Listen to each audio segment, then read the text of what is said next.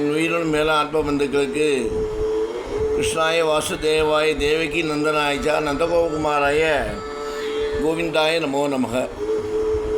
ஜென்மாஷ்டமி என்று சொல்லக்கூடிய கிருஷ்ண ஜெயந்தி இன்றைக்கு எல்லார் வீட்லேயும்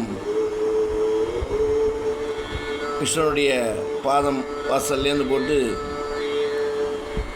பெருமாள் சந்தை மட்டும் அந்த இதை போட்டு கிருஷ்ணன் சின்ன குழந்தையாக இருந்தால் எப்படி அவனுடைய பாதம் இருக்குன்றதை அனுபவித்து செய்வார். அவன் பிறந்தது ஒரு இடம், வளர்ந்தது ஒரு இடம். பிறந்தது இருட்டில், சிறைச்சாலையில். வளர்ந்தது யசோதைக்கிட்ட. ஏன் இருட்டில் பிறந்தான்னா அந்த நேரம் தான் ஒரு அமைதியான நேரம். எல்லா நேரமே அமைதிதான். அந்த நேரத்தில் தான் மனிதன் தன்னுடைய நினைவுகள் எல்லாத்தையும் மறந்து ஒரு அமைதியான நிலைக்கு போயிடும். ஏன் இருட்டில் பிறந்தான்னா நம்மளுக்கு மன இருள் மாய என்று சொல்லக்கூடிய துன்ப பேருள்லேருந்து நம்ம வேர்க்கணுன்றதுக்காக விலக்கி வாழணுன்றதுக்காக சூரிய பிரகாசமான ஸ்ரீகிருஷ்ணன் ஜோதி ஸ்வரூபமாக தேவிக்கும் வசுதேவருக்கும் தன்னுடைய சுரூபத்தை சிறையிலே காமிச்சான் கண்ணன். அப்போ சொன்னான், நீ இப்படி போனால் யாரும் உன்னை போக முடியாது கண்ணா, நீ குழந்தை சுரூபமாக திருப்பி ஆடின்னு சொன்னோடனே தாயுடைய வார்த்தை கட்டுப்பட்டு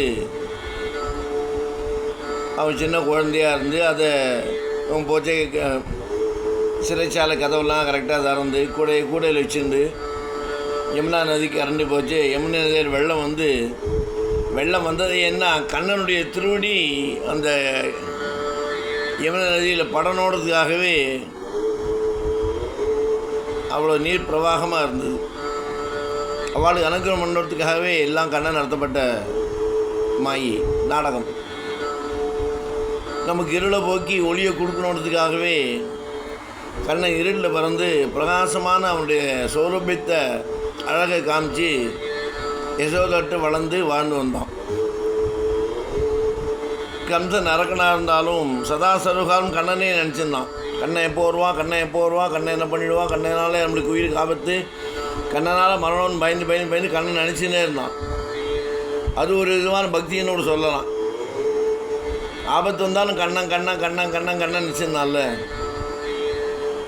அப்போ இப்படி காருண்ய புருஷன் கண்ணன் அவனுக்கு எவ்வளோ வாய்ப்பு கொடுத்தான், திருத்திக்கோண்டு. அதே மாதிரி தான் நம்மளுக்கும் நம்மளுடைய வாழ்க்கையில் செய்யக்கூடிய தவறுகளை உணர்ந்து திருத்திக்கிறதுக்கு பல வழியில் வாய்ப்புகள் யாராக எடுத்து சொல்கிறது, யார் மூலமாக நம்மளுக்கு ஒரு அதுக்குண்டான கருத்துக்களை சொல்லி திருத்திக்கோன்னு நம்மளை திறந்து வைக்கிறது,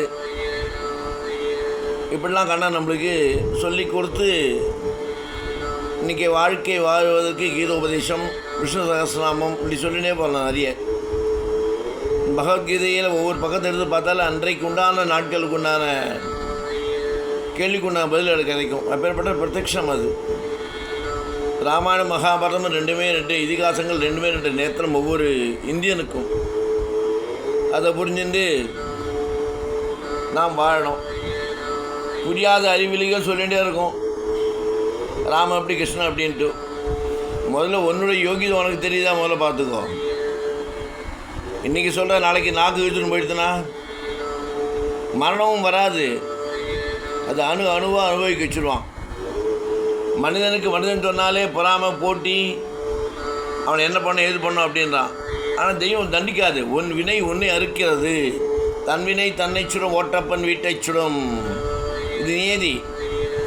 தெய்வத்துக்கு அரசன் ஒன்று தான், ஆண்டி ஒன்று தான். அவனால் படைக்கப்பட்ட அனைத்து ஜீவாத்மாக்களும் அவன் முன் சமம். இதில் ஏற்றத்தாழ்வு இல்லை. பிறப்பிலும் சரி, மனிதனுடைய அவனுடைய படைப்பிலும் சரி.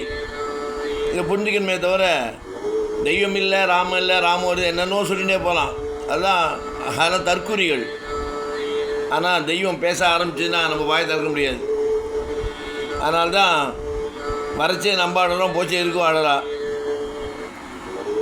பிறந்து சந்தோஷப்படுறா, போச்சே போயிட்டே அழறா. இதுதான் இடைப்பட்ட வாழ்க்கையில் நீ எப்படி வாழ்ந்துன்னு ஒன்றே நீ யோசித்து பார்த்துக்கணும். அதுக்கு ஒரு நாள் முடியலாம், நீ கம்முன்னு வாழ்ந்து போகும். இருக்கவாளை தப்பாக பேசி, இருக்கிற தெய்வங்கள் தப்பாக பேசி, ஒருத்தரோட மனசை புண்படும்படி ஒரு மதத்தை ஒரு கீழ்த்தனமாக பேசுகின்றது மகா பாவம். அவனவன் வினையை அவன் அனுபவிப்பான். மாதா பிதா செய்தது மக்கள் தலையில். அது என்றைக்குமே எப்போதுமே மாறாது. ஏன்னா நம்மளுடைய இந்து தர்மம் சனாதன தர்மம் அப்படி பொறுத்திருந்து நின்று வெற்றி செய்வான். பொறுத்தார் பூமியார்வா பொறாதார் காடாடுவார்னு எடுத்தோம் கவுத்தோண்டு கிடையாது. உணர்றதுக்கு உண்டான 3 சான்ஸை கொடுப்பான். உணரலைன்னா சாம பேத தான தண்டம்னு கடைசியில் அதை எடுத்து தான் போட்டு தள்ளுறான். அது அப்பயும் கண்ணம் தடிக்கலை யாரையும்.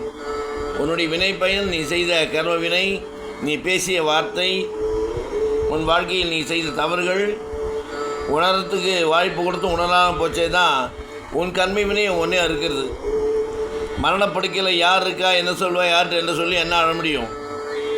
யாருடைய மரணம் வர செய்ய அவளுக்கு முன்னாடி அவள் செஞ்ச தவறுகள் எல்லாம் ஸ்க்ரீனில் வரும். அதுக்கப்புறம் தான் அந்த ஆத்மா இந்த பூத சரீரத்தோடு பிரியும். அப்போ நீ செஞ்ச தவறுகள் எவ்வளோ குடும்பத்தை கெடுத்தது, யார் யாரை பற்றி என்னெல்லாம் பேசிது, தெய்வத்தை தரக்குறவா பேசினது, மக்களை தரக்குறவா பேசினது, குடும்பத்தெல்லாம் இப்படிலாம் பண்ணது எல்லாமே வரும் ஸ்க்ரீனில். அது வரைச்சே சொல்லி அழ முடியாது. சொல்கிறது யாரும் பக்கத்தில் நீ சொன்னால் கேட்க மாட்டான். அப்போ நாக்கு கொடுத்துட்டு போயிடும். எல்லாம் நடக்கக்கூடிய உண்மைகள். அதனால் ஒன்றை நீ முதல்ல பார்த்துக்கோ, உன் குடும்பத்தை நீ பார்த்துக்கோ. தெய்வத்தை தரக்குறவா பேசுகிறதோ தெய்வம் இல்லைன்னு சொல்கிறதுலாம் அவனுடைய அறியாமை, அந்த அறிவிலி தற்குறின்னு சொல்லலாம். அதனால் புரிஞ்சு நடந்துக்கணும். புரிஞ்சுக்கிட்டா போட்டால் பற்றி இல்லை. நம்ம கிருஷ்ண ஜெயந்தியை அமோகமாக கண்ணனுடைய நாமத்தை சொல்லி கிருஷ்ணாஷ்டகம் படித்து கண்ணனுக்கு வேண்டிய பக்ஷணங்களை சமர்ப்பித்து நாமும் உண்டு மற்றவர்களும் கொடுத்து நலமாக வளமாக வாழ்வாங்க வாழ பகவான் கிருஷ்ண பரமாத்மாவை பிரார்த்தித்து ஆசீர்வாதம்.